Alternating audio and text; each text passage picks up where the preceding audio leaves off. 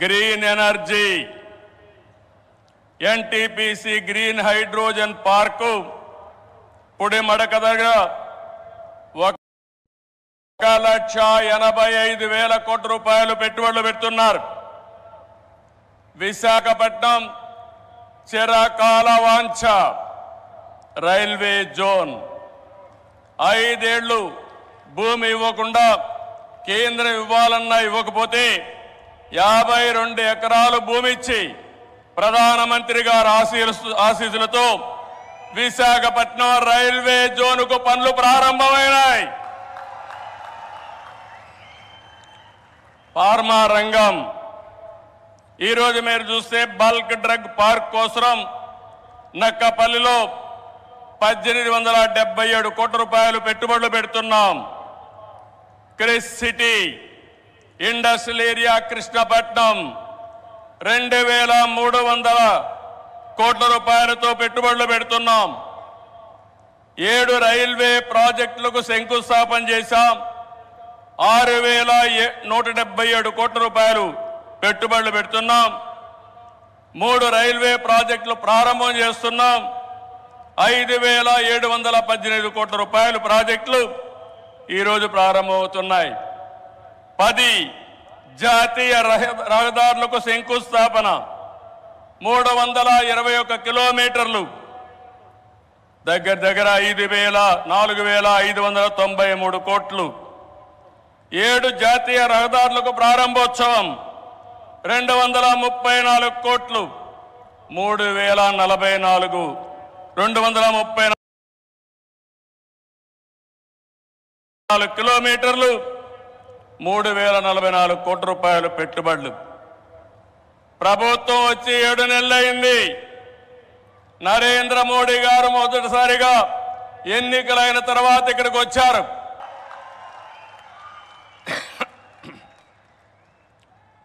మొన్న ఎన్నికల్లో చూశారు, ఎన్డీఏ కూటమి మన రాష్ట్రంలో నరేంద్ర మోడీ గారు, మన మిత్రుడు పవన్ కళ్యాణ్ గారు, నేను కలిశాం.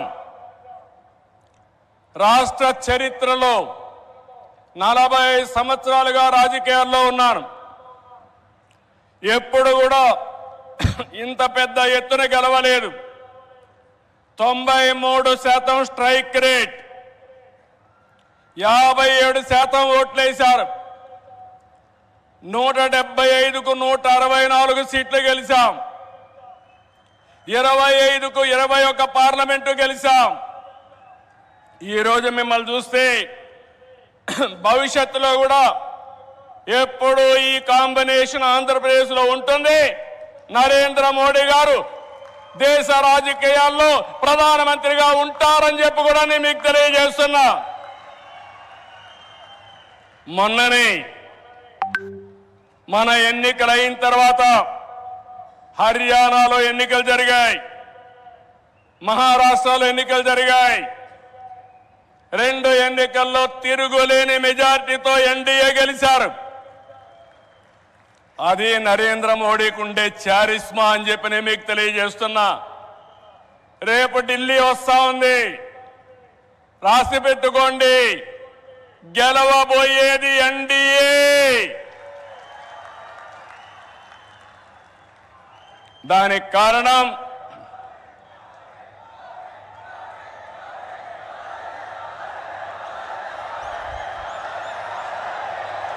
గుడ్, దేశం కోసం పనిచేస్తే ప్రజలందరూ ఆయనతో ఉంటారు. This is where I am appealing, sir. They are all with you. You are fighting for the nation, for the poor people. All people are with you. Show your hands. We are with Narendra Modi.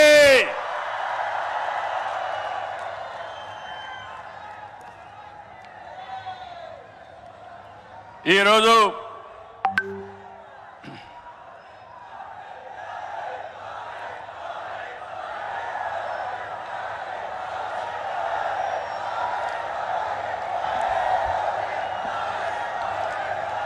సంక్షేమం, అభివృద్ధి, సంస్కరణలు, సుపరిపాలన ఇవన్నిటితో నరేంద్ర మోడీ గారు దేశాన్ని ముందుకు తీసుకెళ్తున్నారు. PM Kisan నిధి కింద ఏడాదికి 6,000 రూపాయలు రైతులకు అందిస్తున్నారు.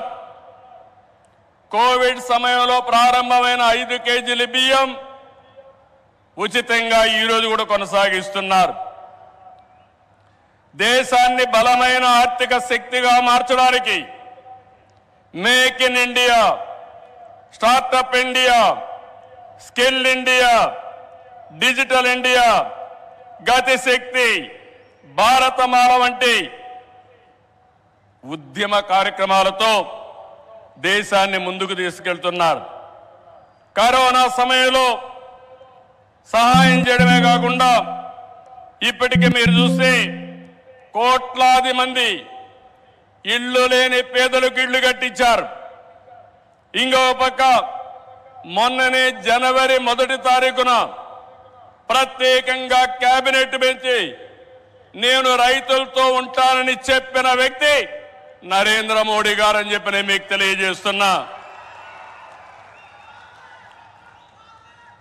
దీంట్లో 4 కోట్ల మంది రైతులకు లబ్ధి చేకూర్చే విధంగా పీఎం ఫసల్ బీమా కొనసాగిస్తూ నిర్ణయం తీసుకున్నారు.